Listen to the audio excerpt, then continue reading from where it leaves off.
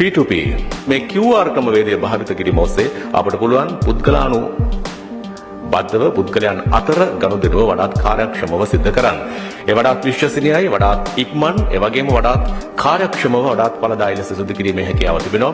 එහි ගනුදෙනුවයි දැන් ගරු ජනාධිපතිතුමා සහ මහබැංකුවතුමා අතර සිදු වුණේ.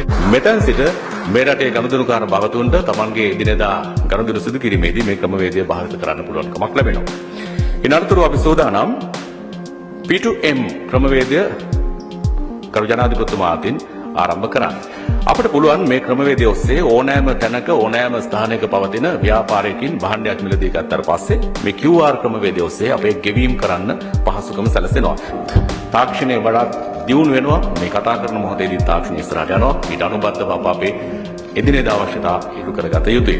ඒ වෙනුවෙන් ඔන්න අලුත් ක්‍රමවේදය නැත්නම් මෙතෙක් කල අප ළඟ තිබුණු ක්‍රමවේදයට අමතරව P2P ක්‍රමවේදය අපි හඳුන්වා දුන්නා.